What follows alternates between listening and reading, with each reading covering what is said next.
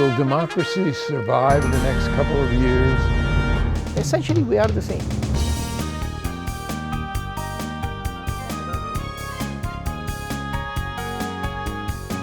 There are so many needs that Minnesota has.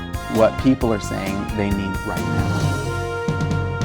Access to Democracy is made possible in part by a donation from Firefly Credit Union.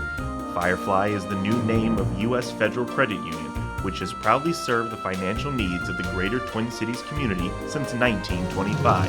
At Firefly, we guide our members forward and give them the power to chase dreams by delivering the financial solutions they need to get ahead. From checking accounts to mortgages, we'll light the way. We are Firefly Credit Union, and this is life illuminated. By Thomson Reuters, providing legal professionals with intelligence, technology, and human expertise they need to find trusted answers. Thomson Reuters, the answer company. Online at thomsonreuters.com. And Dr. Charles Crutchfield of award-winning Crutchfield Dermatology in Eagan. Acknowledged as one of the nation's best physicians, a Minnesota native who trained at the Mayo Clinic, Dr. Crutchfield personally treats all patients and states that experience counts and quality matters. Crutchfield Dermatology, look good, feel great, with beautiful skin.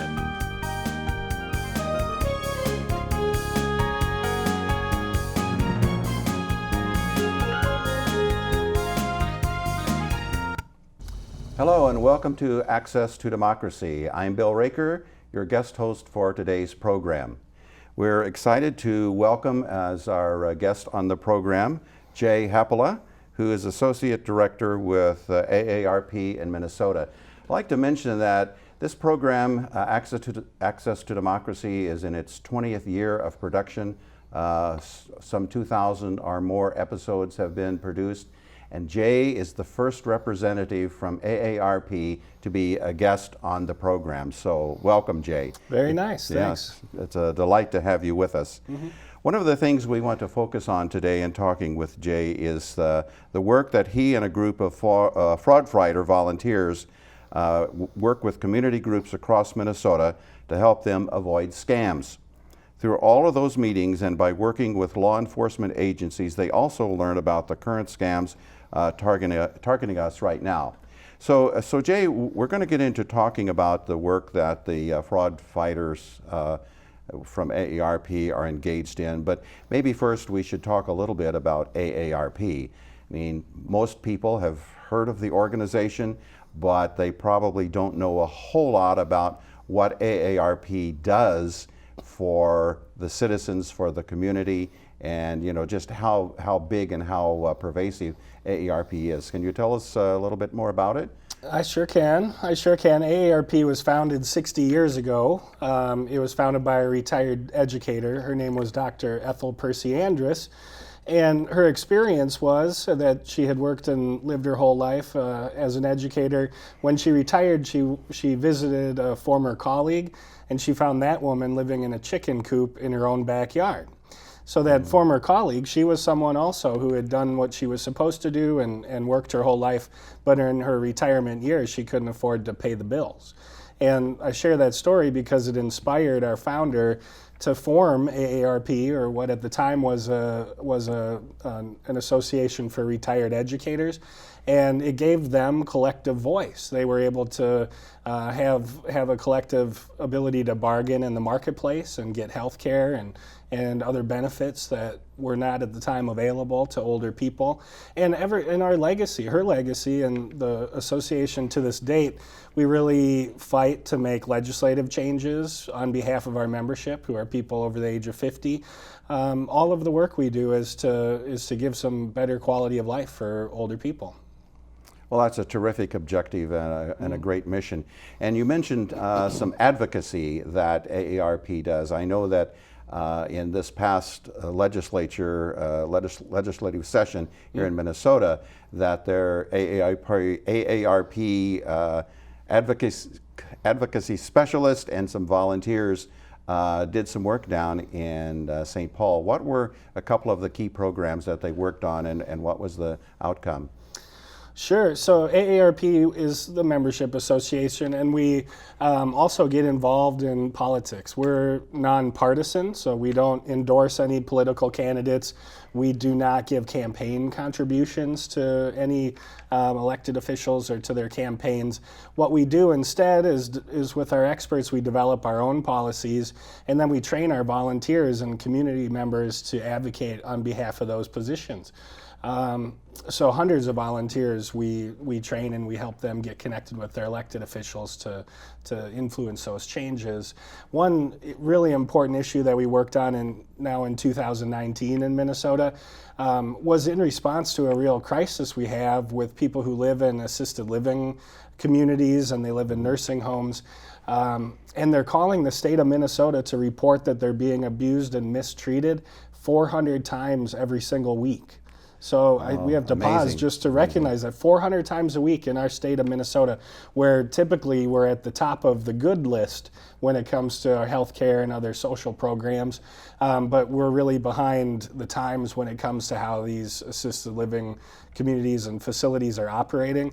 So we successfully, with our volunteers and partner organizations, we were able to advocate for some specific law changes that are going to protect people who live in assisted livings as tenants. So there were not very strong tenants' rights. People who were sick and frail were being evicted from their long-term care communities, their facilities, their homes where they lived and where they were being cared for. And today we will have better protections for those people as tenants, but also for the health care that they receive when they live in these facilities. Well, that's some really good work that AARP has done, and they've done it with the help of a lot of volunteers, Right. which you mentioned. So there's a great volunteering aspect about what AARP is and what it does.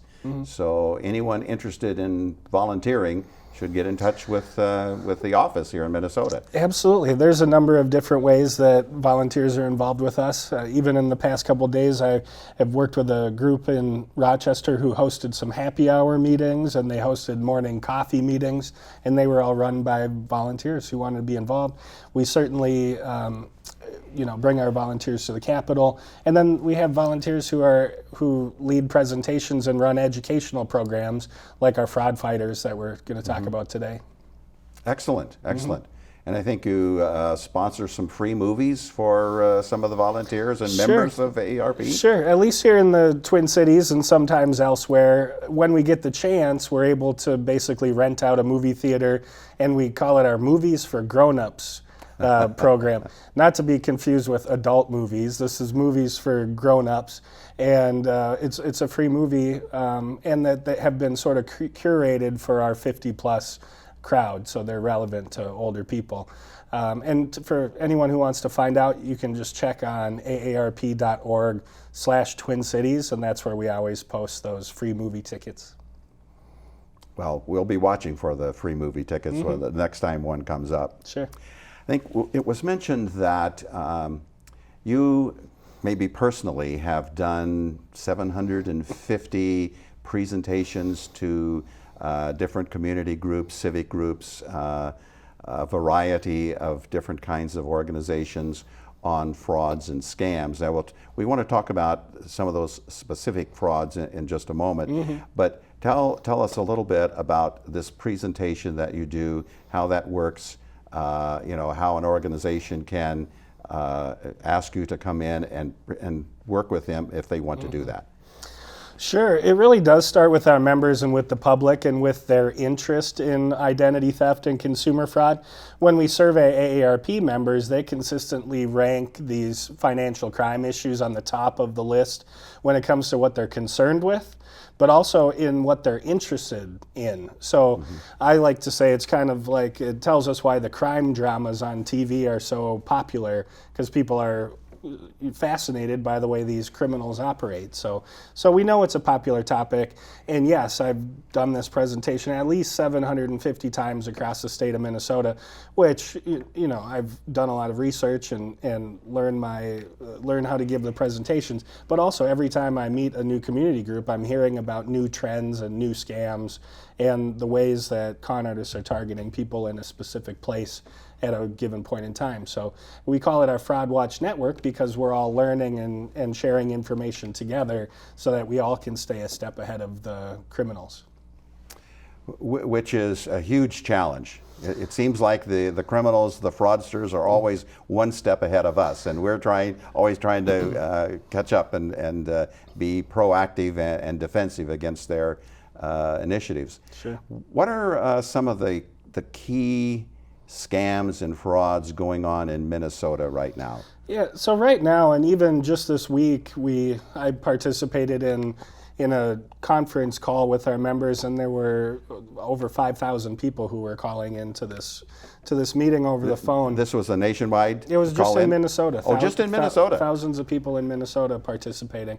And the top scams that they were reporting right now, summer 2019, had to do with Medicare, and so there's a couple of different Medicare scams going on right now. One is, it's been around for a long time. It's imposters who call on the phone. They pretend to be from Medicare, and they just explain that they have some need for personal information. Maybe they'll say, we have a new Medicare card that we're going to send you, or we need to update your records, and in order to do that, we need you to verify your name and your date of birth and your social security number and perhaps your Medicare number or other personal information. And really they're stealing people's identities just by telling that story. Sure.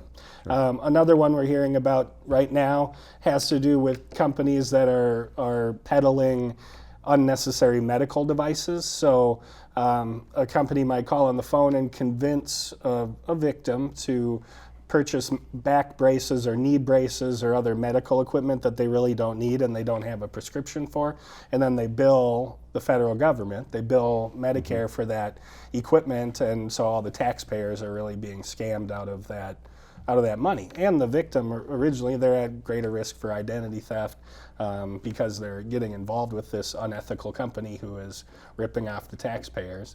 And then a third category, this is newer, there are these fraudulent companies who are promising free DNA tests to Medicare patients or beneficiaries. And sometimes they operate over the phone, or they invite people to come to their location and participate in a DNA test. And any number of bad things can happen from that. It could end up in identity theft. It could be fraudulent bills going to Medicare. Or in some cases, a consumer could be on the hook for those expenses because unless it's medically necessary, your health insurance or Medicare isn't going to cover the cost of a DNA test. Well, that's kind of interesting that DNA has come into the picture. I think, as you pointed out, that's a relatively new one, so we need to be on the alert for that. Some of the other scams I think that you've talked about and that we see happening somewhat on a regular basis has to do with a call from a fake IRS agent. Tell us how that one works. Sure, it's not unlike the identity theft that might happen under the guise of a Medicare situation, but it's very simply, and that's why these scams are so popular, because it doesn't take a lot of technology, it doesn't take anything, any special knowledge. It just takes someone with a criminal mind and the will to victimize people to pick up the phone or to use their computer system to robo-dial potential victims, and then pretend as though they're from the IRS with a very threatening message about how you, Bill, for example, are in big trouble because you haven't paid your taxes and you haven't been answering your phone calls, and we tried to send you some mail to explain how you have to pay these back taxes, and so today is the last day that you can clear up this problem. Otherwise, the federal marshals are going to be knocking on your door tomorrow morning, and they're going to arrest you, and all these other bad things are going to happen. And by the way, once they convince their victim to make a payment, the rest of the method in which the criminals demand to be paid is always going to be in a way that can't be traced. So they instruct their victims to go down to the drugstore or the grocery store and purchase prepaid gift cards, and then to supply those numbers from the gift cards over the phone. The reason that they want to be paid in gift cards is because they're anonymous. So just like if you or I bought a gift card, we don't have to use our personal information or attach our personal information to that gift card. So it's anonymous, and then there's also no consumer protection. So if, for example, if I bought a gift card and someone else got the number off of it, and I wanted to complain that someone stole my gift card, I wouldn't have anyone to complain to because no one's responsible for that except for me. That's scary. Sure. That really is. So if I get these calls as well, but so I get a call from a fake IRS agent or someone pretending to be with the Social Security Administration. That's another area where they try for the same things. Do you have some suggestions, some things that I should do when I get one of those calls to keep from becoming a victim, or how should I treat that call once I pick up the phone? Sure, and I'll start even a step before your question, and that's people who are not going to be victimized. They're familiar with these scams. They know they're never going to fall for one of these scams, or at least not right now. They're just irritated by all these robocalls coming from scammers or salespeople on the phone. And so the question I get often is just how to reduce the number of those calls in the first place. And then on the other end of the spectrum, some people think it's fun and funny to mess around with the criminals and try to keep them on the phone and have a conversation. And we advise against that. You're not really helping anyone avoid being scammed, and you're not bugging the con artists. And you could be tricked into giving away some information that you shouldn't. That's true. Just sharing a little bit of information, maybe with one con artist on the phone, they could sell that to a different con artist who uses it in a different type of scam that might trip you up.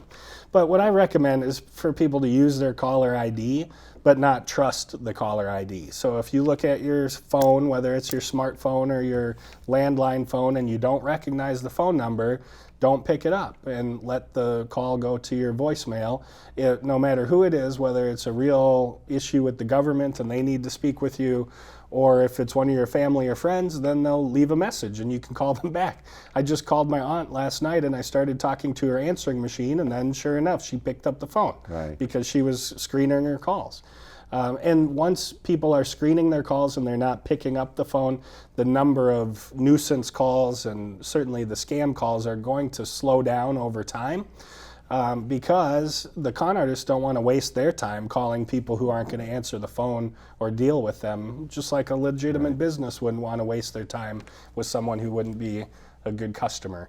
So I recommend people do sign up for the do not call list, but that isn't going to stop the scammers, because the scammers could care less about whether you're on the do not call list or not. But what it tells you is that if you're on the do not call list, anyone calling you to sell you something is either a criminal or they're representing a business that's so unorganized they can't even figure out how to follow the law. So you probably don't want to do business with them. Well, is it true, and I believe I understand this correctly, that it's very unlikely, if not impossible, that the IRS, the Social Security Administration, the local law enforcements are not going to call you on the phone with an issue? You're going to get communications through the U.S. mail. Yep, with all of those contacts that you just mentioned, they will send a letter first. They may also contact you by phone. And so everyone needs to be aware they may get a phone call from their police department or from a government agency. But if they're requesting personal information from you or from someone you know, verify who they are with them before supplying any of that personal information. And I'll tell you, if I was on the phone with the IRS and I asked them, how can I verify that you really are the IRS? They're going to have a very specific procedure that you follow, and they're going to be happy you ask because they want to be trusted. If I ask the same question of a criminal, they're going to sort of blow up at me and start yelling at me and threatening me because that's the way they get their victims to give in and do what they're told, is by being angry and forceful with them. And a real representative of a government agency wouldn't be yelling and screaming at you the way a criminal would. Well, that's good to know. That's good to know. Yeah. And I should say, with the IRS, for example, if I really did owe $5,000 in back taxes, I would get a letter from them in the mail, and that letter would have a code on it. And then if ever the bill collectors wanted to call me on the phone, they're going to ask me for the code from the letter, and a con artist wouldn't know the code from the letter. Unfortunately, that system's not foolproof, because if you never received a letter, you wouldn't know about that system when the con artists are calling. But at least that's one way the IRS is trying to verify who they are. Well, one of the objectives of this program is to get more of that kind of information out to the communities and out to the public. You talked about the robocalling. I think the legislature in Washington and the FCC are doing some things to try to reduce the number of robocalls. Do you know how that's working, what the status of that is? Can consumers influence the decisions that are made in those areas to help reduce the calls? Yeah, so yes, there's a bill in Washington, D.C. that just passed the House and Senate this week, so in July 2019. It just passed the Senate, and what that bill is going to do is really empower the Federal Communications Commission to get involved more than they've been able to in the past, working with the phone companies in order to stop the robocallers, the illegal robocallers, from utilizing those public utilities to target U.S. citizens with these scams. So, and it will also give them more power when it comes to enforcing those laws. So that's an important step, and AARP endorsed that legislation. Also, what if you reading the newspapers and wherever you get your news, you probably have seen some other stories just about the phone companies who are taking voluntary steps to limit the amount of robocalls, and that is coming from consumers who are just fed up with being inundated with all these wasteful telephone calls. So the phone companies, in their effort to compete with each other, hopefully are going to be providing their customers more options to filter out these irritating and harmful. I talk about irritating calls, but some people are losing their life savings all because the scammers are able to anonymously reach them through those public utilities. It's amazing the skills that the scammers have and the technology that they're able to employ to get someone to turn over their money or divulge information that becomes an identity scam. We have to talk about computer fraud, digital fraud, phishing, malware. Tell us what you can about some of those areas where we're very vulnerable. Right. When I'm talking with the public, I usually ask folks to raise their hand if they have made a choice that they're never going to shop online and they're never going to bank online. And some, there's usually at least some people who've made that choice, and they aren't going to shop or do anything financial over the internet. And then I ask them why they're making that choice, and the only reason is they're concerned about it and they're unsure that their information will be secure. And let's see, there are safe ways to use the internet and to do financial dealings over the internet. I shop online, I do my banking online. I can't remember the last time I had to go into the bank for, to get anything other than some cash, I suppose. But there are safe ways to do it. Because most of us we know how to use a computer, but we don't really know how it works. Like, you probably couldn't build a computer from scratch, right? Humans have a way of just jumping to wild conclusions about how they may be unsafe using the computer. I can tell you that for the average person using their personal computer, using their smartphone, that the con artists are unable to hack into your device, and instead what they do is target the computer user and trick them into giving access to the device or personal information that may be stored there. So it's really three ways. One, it is through phishing attacks, like you mentioned. So criminals are sending out emails, they're loading advertisements onto the internet that pop up and show you an advertisement, and that advertisement might be a scam. But a phishing attempt, what that means is that they're trying to convince the computer user to send over personal information. So that phishing email might look like it's coming from your bank. and it has a message that says you need to send over some personal information to verify your account. Or it could look like it's coming from your mortgage company and they need to verify information. It's very easy to fake an email or fake a website that looks like it's legitimate when it's not. And lots of people are victimized when they voluntarily send over personal information in response to a message like that. Very gullible, yeah. Sure, or just people are busy and you receive a lot of emails and you respond to a lot of emails and sometimes you don't really think about it before you do.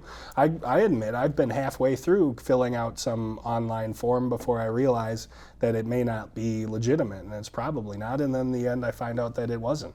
So that they count on us just to be busy and careless too. But the second way they collect our information online is by tricking computer users into downloading viruses onto their computers. And that virus may give a criminal remote access to your device, or at least to record your keystrokes as you're typing, which could allow them to collect a password or some of your other personal information. So once again, people using their computers don't just magically get a virus on their computer. What happens when they get one is they were tricked or they were careless and they downloaded an attachment from an email, and there could have been a virus included in that attachment, or they were fooled or they were careless and they clicked on a link, which a link is how you download a file from the internet. It's sort of a shortcut in order to download a file from the internet, and that link might have a virus embedded in it. The third way is by using public Wi-Fi. So using public Wi-Fi at the library, at the Mall of America, or the airport, or at a hotel, anywhere that has this public Wi-Fi that people can use, that's not bad. It's not wrong. It's not, you know, it's not inferior technology. It just is a public network. So people who use those public networks, like I do, have to be able to know how to do that safely.